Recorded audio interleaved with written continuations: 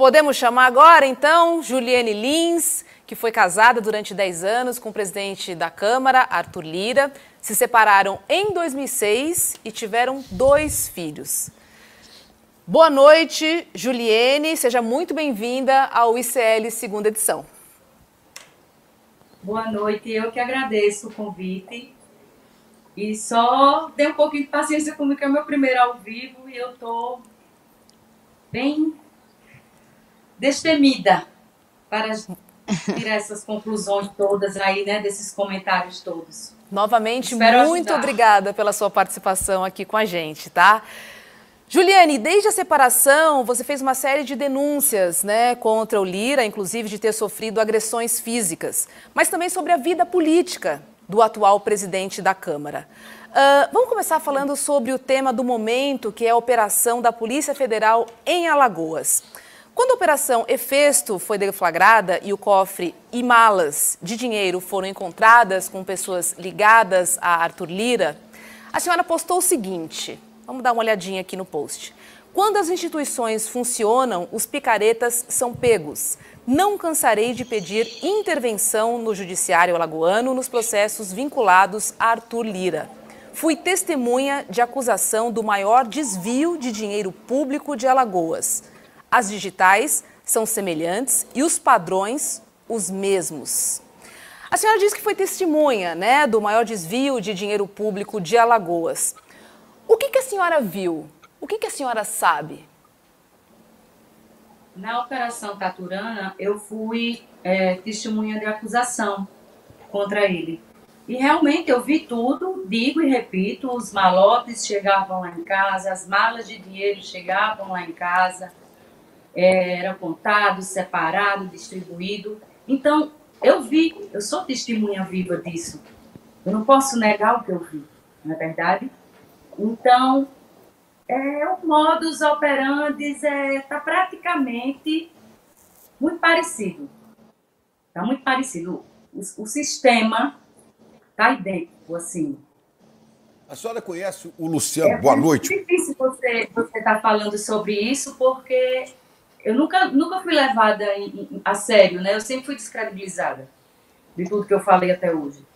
E até que, enfim, as coisas estão sendo esclarecidas.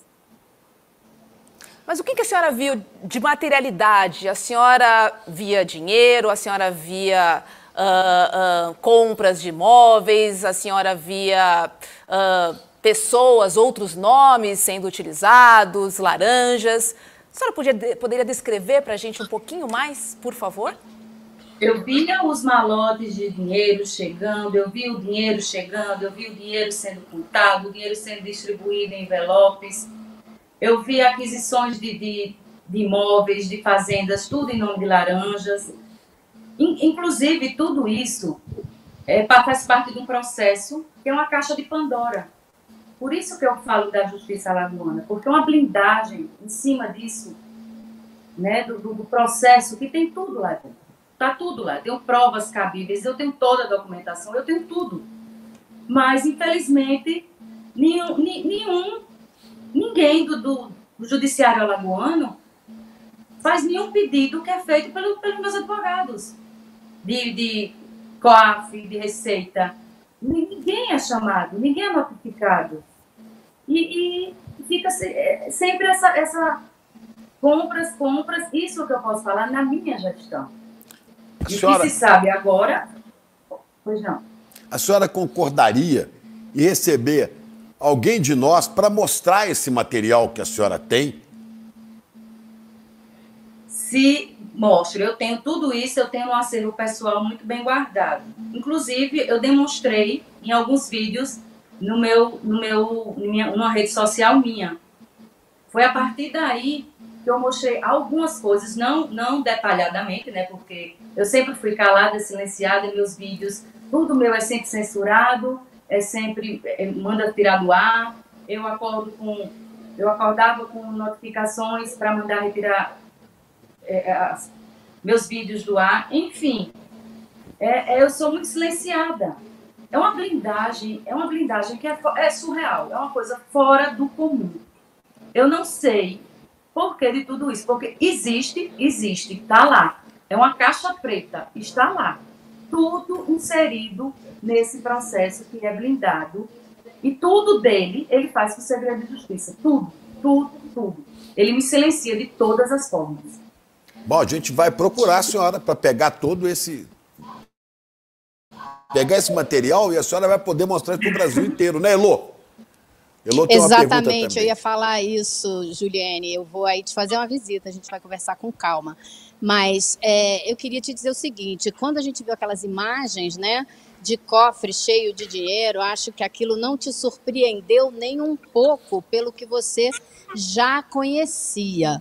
Eu queria também destacar para a nossa audiência que você está acompanhada do seu advogado, porque você não pode falar certas coisas sem ter a certeza de que você está pelo menos protegida, já que a lei não tem querido, a lei do Alagoas não tem tentado ao menos investigar os casos e apurar o que acontece. Você pelo menos tem que se proteger, né? Mas eu acho que você não viu nenhuma surpresa ali. O que eu queria saber de você é se você está dizendo com todas as letras que os desvios de dinheiro que você observou, dinheiro chegando, dinheiro saindo... Poxa, a Elô travou. Bom, deixa a Elô perguntar, mas eu gostaria de saber se a dinheiro... senhora... Voltou. Voltou. Eu queria saber se ela conhecia o Luciano Cavalcante, esse assessor do Arthur Lira, que está envolvido agora nesse esquema aí de dinheiro. Se ele foi afastado da liderança do PP por conta desse escândalo. Exato. Né? A senhora conhecia, tinha relacionamento de trabalho, tudo com ele? Eu conheço o Luciano, sim, mas eu conheço muito pouco, não de convivência, porque eu não estava mais casada com o Arthur quando ele começou a trabalhar com o Arthur. Mas com dinheiro Mas junto? eu sei da proximidade, ele ia sempre buscar meus filhos, ele tinha um relacionamento bom com os meus filhos.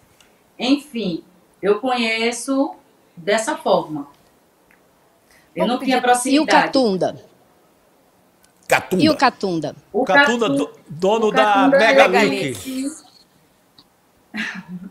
O Catunda eu conheço também, conheço a família, conheço a ex-mulher dele. A atual eu não conheço, não sei quem é a pessoa, mas o Catunda eu conheço, sim.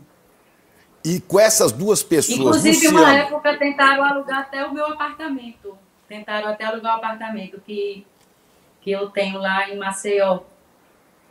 E o Arthur, inclusive, semana passada eu fui surpreendida por uma decisão da da quebra de usufruto. Porque eu passei uma época sem pagar o condomínio por conta do TSE. Eu fui orientada por outro advogado, era outro escritório que tomava conta das minhas causas. E, na época, esse apartamento saiu na declaração do TSE do Arthur e na declaração do TSE do Fernando Collor. Então, eu não sabia de quem era o apartamento, que ele tinha me dado de boca, que não tem nada registrado, nada documentado, que era o usufruto dos meninos. Inclusive, esse apartamento a história dele é muito nebulosa, porque ele tem 2 promessas de compra e venda. Então, assim, eu fui lá, entrei no apartamento, minhas coisas estão lá, eu fiquei, como diz a história, eu me acocei do apartamento e fiquei para ver se eu não ficava sem nada e tinha um lugar para morar, porque eu não tinha lugar para morar. E agora eu fui surpreendida com essa quebra de usufruto que ele alega porque eu não paguei esses condomínios. E, inclusive, meus advogados já estão resolvendo isso.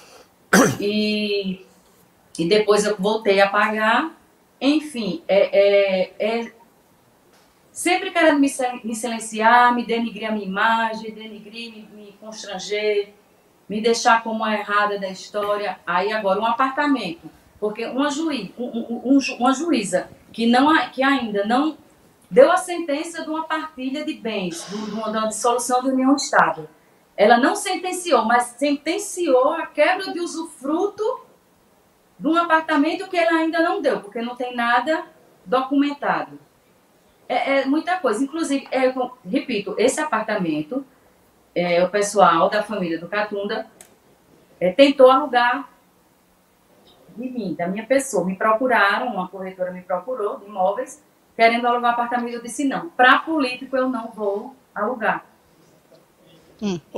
Juliane, deixa eu te perguntar Vai lá, deixa eu Elô, te por perguntar favor. uma coisa, acabar a pergunta que eu estava fazendo. Você disse que quando era casada com o Arthur Lira, você viu o dinheiro chegando, o dinheiro saindo, e eu queria saber se você sabia ao certo que parte desse dinheiro ficava com o Arthur Lira, porque a gente viu aqui com o orçamento secreto muito dinheiro sendo distribuído, e existe uma suspeita grande de que, ao distribuir o dinheiro, ele tenha ficado com uma parte, um rachadão, né? Não seria nem uma rachadinha. Se você acha que esse foi o modo de operar.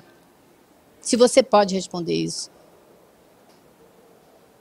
Eu não sei se eu posso responder, mas eu vou responder. O modus operandi é o mesmo. Não vou mentir, o modus operandi é o mesmo. É a mesma situação. E esse dinheiro que eu chegava, que eu via chegando e saindo, eu às vezes perguntava do que se trata. Ah, eu vendi uma fazenda, eu vendi isso, eu fiz aquilo, eu vendi boi. Entenda, eu nunca sabia ao certo, ele nunca me dizia do que era o certo, a procedência daquele dinheiro, de onde vinha aquele dinheiro. Mas a partir do momento que eu comecei a tomar pé das situações e me informando, quando eu realmente me separei, foi quando eu soube de tudo. E eu que tomava conta dos documentos, de tudo assim, dos pessoais, de cofre, de tudo. Então, por isso que eu tive acesso a essas provas. Chico, eu queria fazer só uma parte para explicar que toda essa situação que Juliane está falando agora, está explicando para vocês agora, tudo isso já foi levado a efeito de conhecimento da mídia por mais de uma vez, e também a efeito de conhecimento do judiciário, certo? Entretanto, a atenção que foi dada a tudo que ela falou foi zero.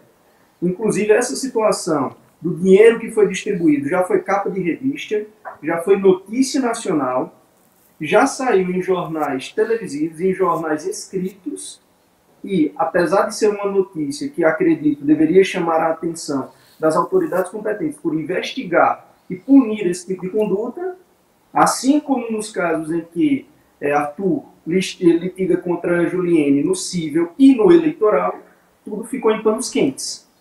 Nada veio a ser punido, nada veio a ser devidamente investigado, e Juliane já se disponibilizou, inclusive, ao próprio Ministério Público, onde, em determinada oportunidade, ela recebeu uma recomendação do Ministério Público Federal para asilo internacional por perseguição que sofre justamente da pessoa que estamos falando, certo? Da pessoa em questão. Então, tudo isso, todo esse cenário é fechado justamente nessa perseguição institucional e também nessa perseguição política, onde Juliane não tem sequer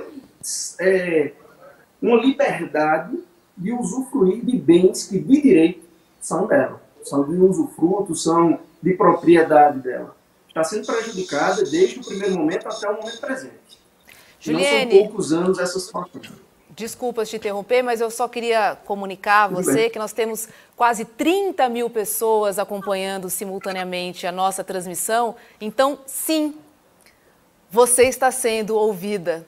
Vou passar para o meu colega Chico Sá. Olha, é a maior audiência neste momento na internet ao vivo. Essa é a maior audiência. Bate CNN, bate todo mundo. E a senhora vai ter mais o que falar, porque eu fiquei feliz de ver que a Heloísa Vilela está disposta. Sim. É grande repórter, que eu conheço há tantos anos como repórter, acompanhar a senhora de perto com essa documentação toda, porque a gente quer saber disso, né? Agora, a senhora disse numa entrevista, num post, que Lira é um homem perigoso. É perigoso o quê? Na relação pessoal, ele já agrediu a senhora, segundo a senhora disse. Ou ele é perigoso como? Para o país, para as pessoas, para as instituições? O que a senhora tem que a faz dizer que ele é perigoso? Ele é perigoso em todos os sentidos. Ele não tem limites para perseguir quem vai de encontro, quem vai contra, na verdade, ao que ele quer. Ele não mede esforços. Isso é a pura verdade. Ele usa os meios que ele tem e de que ele pode para perseguir, para agredir, para atingir. Ele não tem escrúpulos para nada. Ele é uma pessoa que ele realmente é do ser dele. Ele é uma pessoa vingativa, ele é uma pessoa ruim e ele não pode ser constrangido, porque ele sai do sério. Chico Sá, por favor. Juliane, boa noite. Obrigado por falar com o ICL Notícias. É um prazer falar contigo. Quando você falava do apartamento, do imóvel que você usufruía com a família, você cita o Fernando Collor, que o apartamento passa a pertencer ao senador, atual senador Fernando Collor. Aliás, recentemente condenado por corrupção pelo STF. Como é essa história? O Collor tem algum negócio com o Arthur Lira? Foi na época da eleição para governo, né, para governador do estado lá de Alagoas, que ele foi candidato. Não sei, não posso afirmar que foi dado algo a ele de garantias, que inclusive estavam outros bens que pertencem ao Arthur na declaração do TSE. E depois foi informado a desculpa que deram foi que foi digitado errado, que foi errado, mas que iam consertar. Mas que existiu esse fato, existiu sim. Não só esse apartamento, como outros bens que eram do Arthur estavam no nome de Fernando Collor. E isso eu acho que foi alguma conversa, né? Para esconder bens? Uma conversa para esconder bens? Isso, Elo. A Heloísa está perguntando se foi uma conversa para esconder bens. Quem estava escondendo o imóvel do outro? O imóvel era do Lira e estava em nome do Fernando Collor, ou era do Fernando Collor e estava em nome do Lira? Você tem uma ideia mais precisa disso? Nome do Arthur, e depois saiu na declaração do Fernando Collor para o TSE. Isso eu acho que já vinha há muito tempo, eles já estavam conversando há muito tempo por conta da campanha para governo que o Arthur estava apoiando o Fernando Collor à época. Juliane, vou fazer uma pergunta e depois vou passar para o César Calejón. Você pode dizer para a gente quem são os operadores de Arthur Lira? Quem são as pessoas? Que rede é essa que ele trabalha para esse modus operandi, como a senhora descreveu para a gente?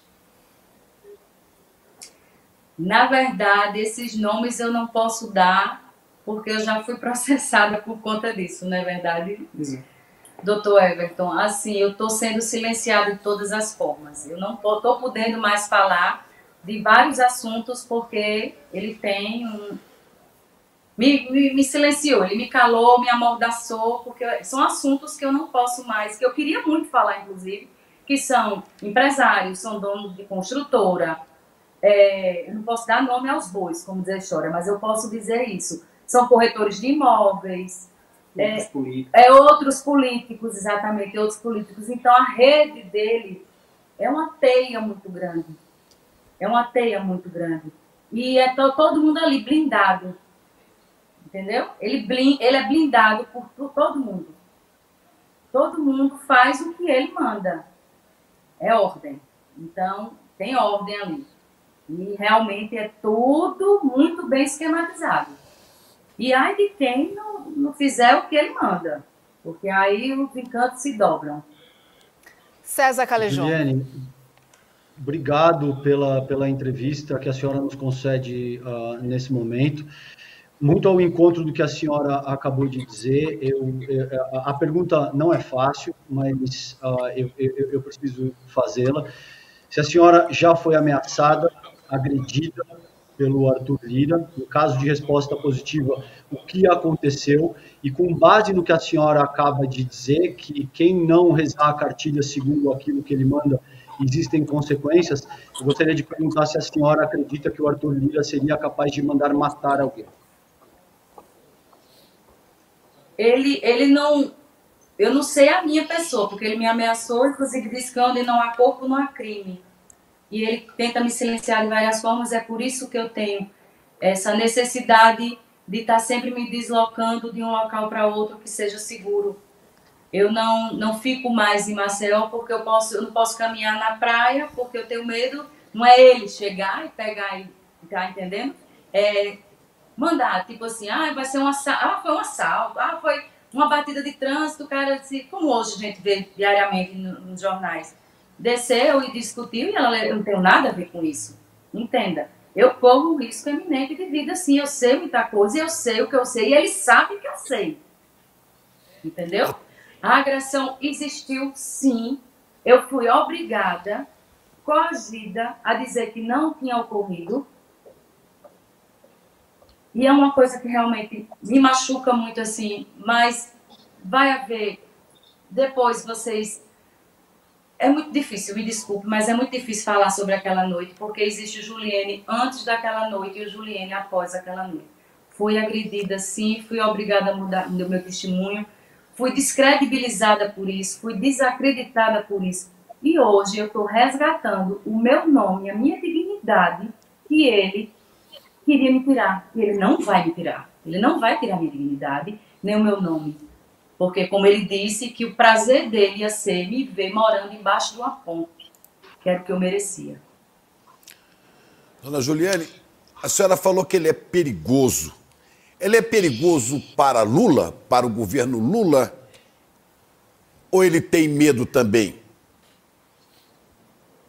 Ele sabe onde atingir. Ele sabe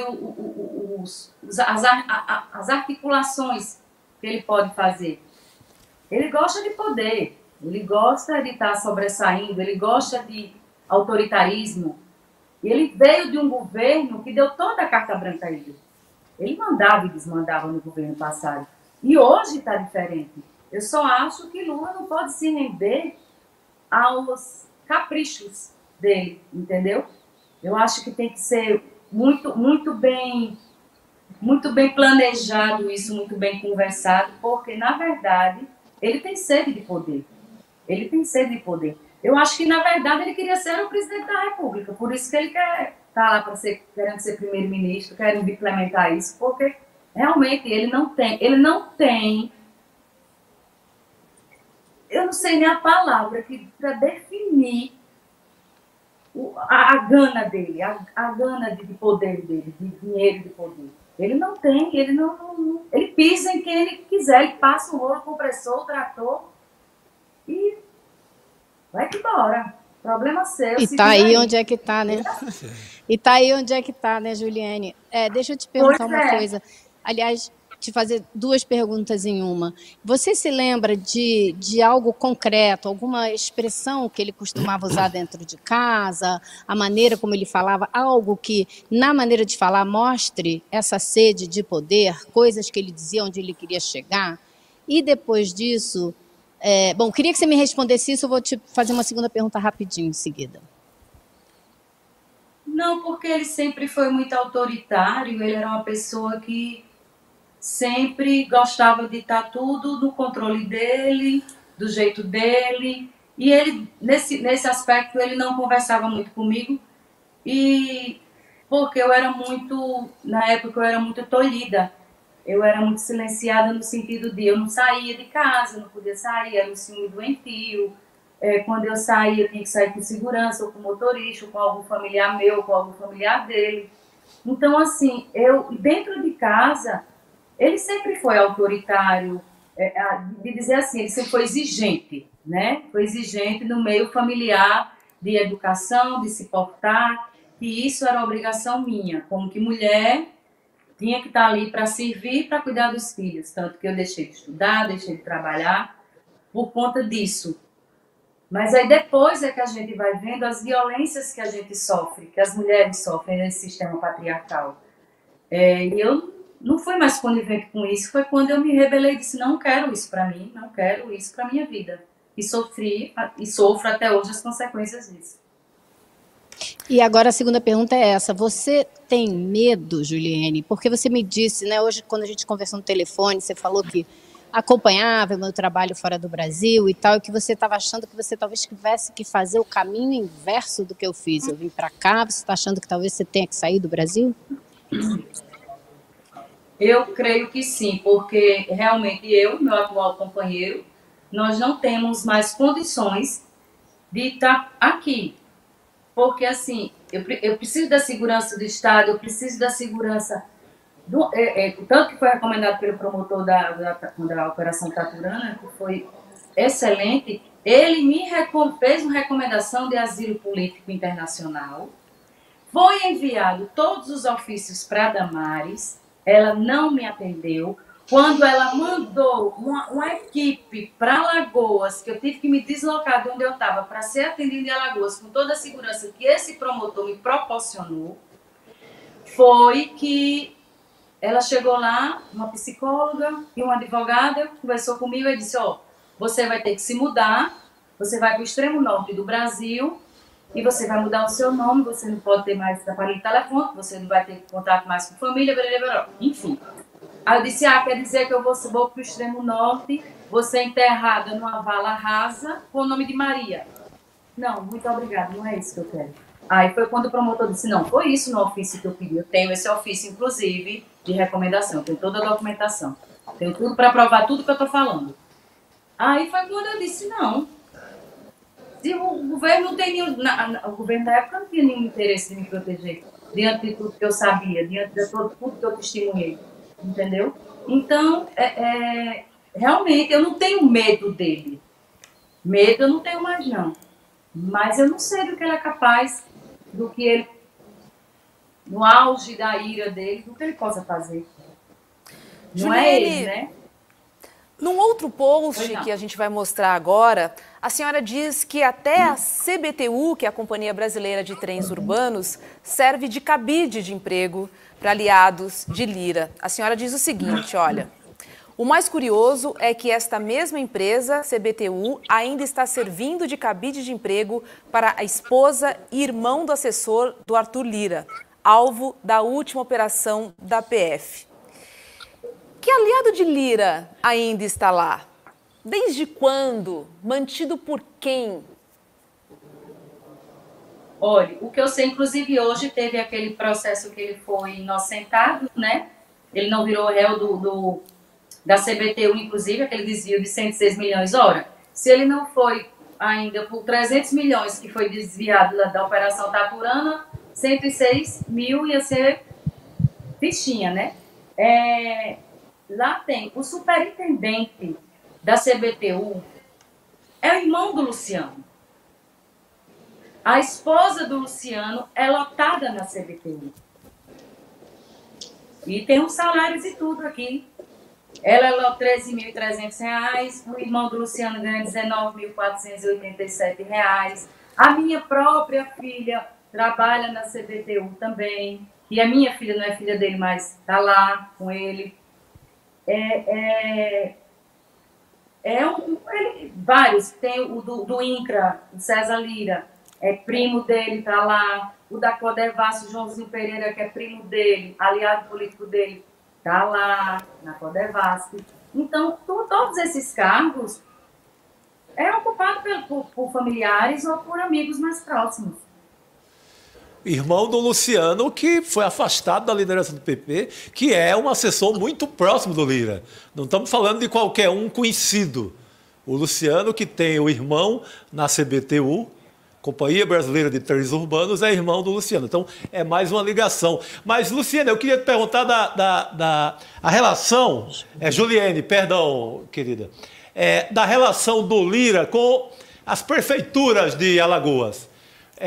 Canapi. Já que falamos da Taturana, a Taturana, para quem não sabe, é uma operação de investigação de corrupção brabíssima em Alagoas. Assim, só o Lira é acusado de desviar 300 milhões. E essa operação chafurdou, balançou o mundo alagoano. Por conta da Taturana, o Arthur Lira vira ficha suja. Ele concorre na última eleição, que ele exerce o mandato agora, com uma liminar. Ele concorre com uma liminar. Ele não poderia ser candidato.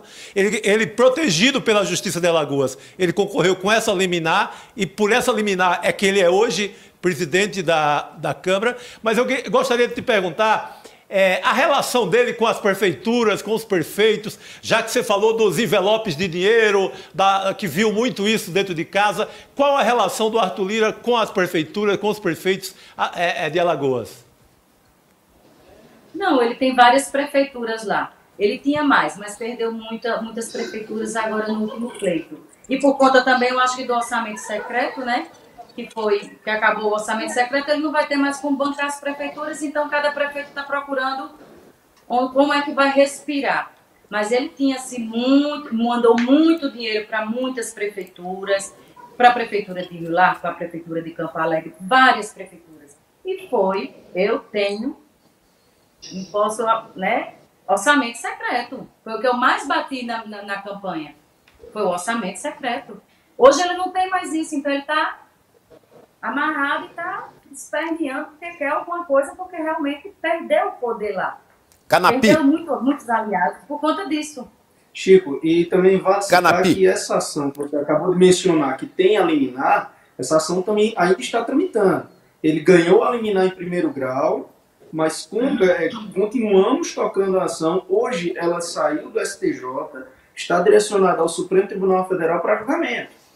Então ainda não acabou essa história. Essa história ainda vai dar algum pano para a manga, porque a ação ainda não está encerrada. Ótimo, obrigado. Galejão, você tem uma pergunta, César? Tenho, obrigado, Chico. Juliane, a senhora disse ainda em 2019, abre aspas, que o patrimônio que ele oculta supera os 40 milhões de reais, fecha aspas. Isso há 4 anos, e antes disso tudo que a gente sabe que aconteceu em termos de emenda do relator, do governo Bolsonaro. A senhora tem alguma noção de quanto seria o patrimônio que o Arthur Lira oculta hoje, em 2023?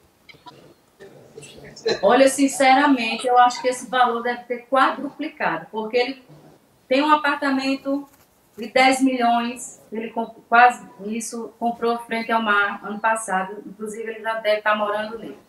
Ele comprou uma casa na Barra de São Miguel, também na faixa de 10 milhões, beira-mar, na Barra de São Miguel, onde o pai dele é prefeito de lá. Ele comprou fazendas, ele compra gado, porque é bem imóvel, não tem como você estar controlando, né? Tá lá, movimentando. Mas, com certeza, o patrimônio dele quadruplicou ou mais, eu nem sei, eu acho que está... Não quero nem dizer números para não estar errada, por isso que eu não falo em números, porque fica muito difícil, mas realmente ele deu um boom. Como é com a pessoa que era da origem que teve, o pai funcionário do colégio, a mãe professora, entra na política e depois vai crescendo, e depois dá esse boom. E principalmente o boom dele foi depois da Operação Taturana. Entendeu? Foi quando ele começou a adquirir imóveis. E inclusive isso em nome de Laranjas, porque ninguém consegue achar esses imóveis. Ele sempre coloca em nome de terceiro.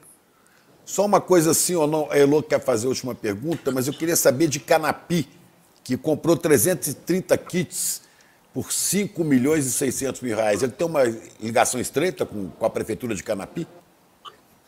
Eu não sei dizer, Chico, eu não sei dizer, porque essa informação realmente eu não posso passar, porque eu não sei como é que está a relação dele com o Canapi. Ok. Elô, Heloísa Vilela. Não, eu só queria te perguntar qual foi o momento em que você rompeu? Quando foi que você rompeu com tudo isso e resolveu abrir a boca? Na verdade, eu já tinha me separado dele quando eu descobri várias traições.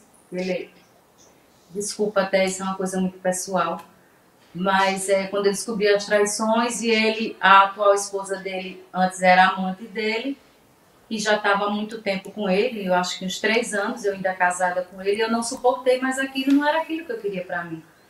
Então, foi quando eu engravidei do meu filho mais novo, mas ele saiu de casa, meu filho tinha 23 dias de nascido. E eu disse, eu não quero mais isso para mim. Eu disse, não quero isso mais para mim, eu quero minha vida, eu quero viver de novo, eu quero ser Juliane Lins, eu não quero ser Juliane Lira, rotulada como a ex-mulher de Arthur Lira. Infelizmente, esse rótulo eu vou carregar para o resto da vida. Mas eu quis fazer o meu nome, eu quis ser a Juliene Lins. Eu não queria mais aquilo para mim. Aquela rédea curta, aquele estilo de vida. Entenda, não era, no começo eu posso ter me deslumbrado com aquilo tudo, mas quando você vai sabendo da verdade, que você vai se familiarizando com certas coisas, vivenciando o dia a dia, não era aquilo que eu queria para mim, Heloísa. Não dava certo. E muito menos está sendo traída em toda esquina, porque ele é uma pessoa assim. Ele sempre gostou de ter as namoradas dele, entendeu? E não era isso, porque eu não queria mais isso para minha vida. Os tempos são outros, não é verdade? Bom, dona Juliene, verdade. eu quero saber o seguinte, a senhora viu dentro de casa ou em algum outro lugar um monte de dinheiro vivo? Dinheiro.